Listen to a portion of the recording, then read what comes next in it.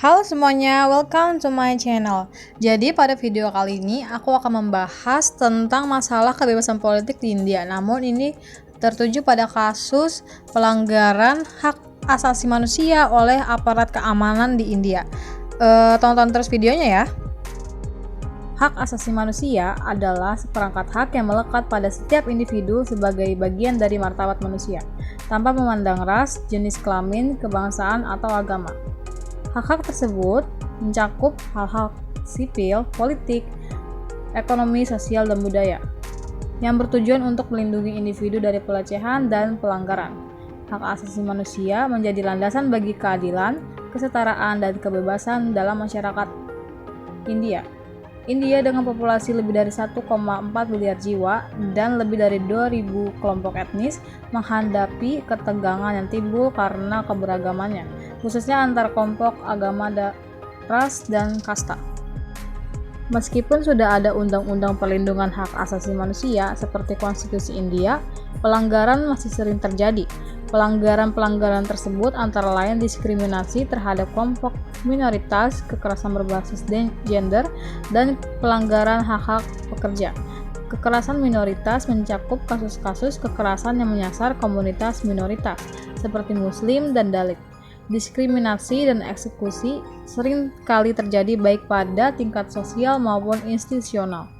Selain itu, terdapat pembatasan terhadap kebebasan berekspresi, di mana jurnalis dan aktivis seringkali menghadapi ancaman, intimidasi, atau penangkapan sewenang-wenang. Ada beberapa contoh kasus penangkapan tanpa proses hukum yang jelas terhadap aktivis, jurnalis, dan pembela hak asasi manusia di India.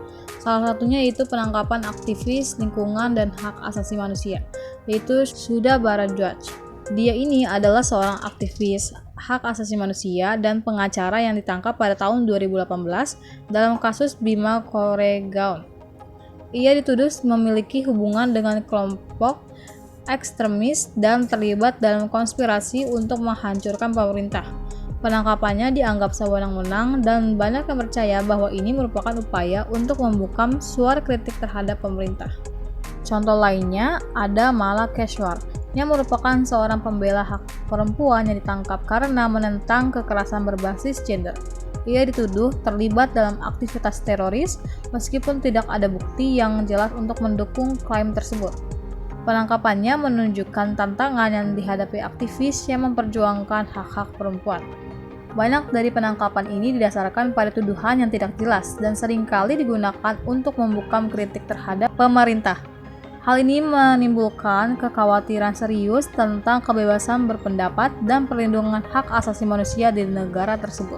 Selain daripada contoh kasus di atas, ada kondisi penahanan yang buruk, penyiksaan, dan perlakuan tidak manusiawi terhadap tahanan yang dilakukan oleh aparat keamanan di India. Kondisi tempat penahanan yang buruk dengan kepadatan yang berlebihan. Banyak penjara di India mengalami kepadatan yang ekstrim, dengan jumlah tahanan jauh melebihi kapasitas yang seharusnya. Hal ini mengakibatkan kurangnya ruang untuk bergerak dan meningkatnya resiko penyebaran penyakit. Para tahanan juga seringkali tidak mendapatkan akses yang memadai terhadap makanan, air bersih, dan sanitasi. Fasilitas kesehatan yang buruk juga membuat mereka rentan terhadap berbagai penyakit.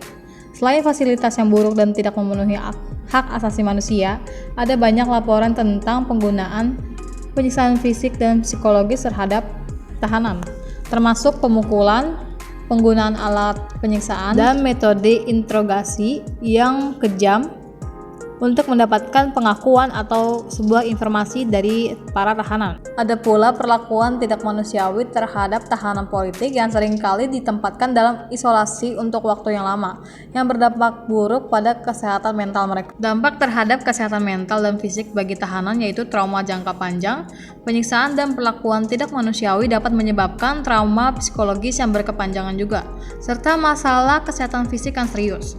Dan dari kondisi itu, semua jelas melanggar prinsip-prinsip hak asasi manusia yang diakui secara internasional, termasuk hak untuk diperlakukan dengan martabat dan hak untuk tidak disiksa. Dari kasus-kasus yang disebutkan tadi, itu menimbulkan dampak yang besar.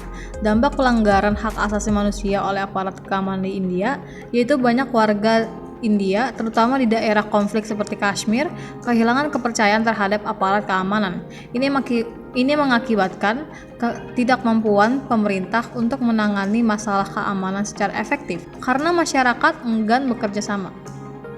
Yang menjadi korban pelanggaran seperti penangkapan sewenang-wenang atau penyiksaan seringkali mengalami trauma psikologis yang mendalam. Penelitian menunjukkan tingginya angka depresi dan gangguan stres pasca trauma di kalangan masyarakat yang terdampak. Nah, kelompok minoritas seperti Muslim juga terkena dampaknya. Mereka seringkali mengalami diskriminasi yang lebih besar dalam penegakan hukum, yang dapat mengakibatkan marginalisasi sosial dan ekonomi. Ini berkontribusi pada ketidakadilan yang lebih luas dalam masyarakat. Dari semua dampak-dampak ini mencerminkan hubungan kompleks antara pelanggaran hak asasi manusia dan dinamika sosial, politik, dan ekonomi di India. Perlindungan hak asasi manusia di India sangat penting untuk memastikan keadilan, kesetaraan, dan martabat setiap individu. Perlindungan hak asasi manusia di India sangat penting untuk menciptakan masyarakat yang adil dan sejahtera. Nah, itu dia pembahasan pada video kali ini, dan jangan lupa untuk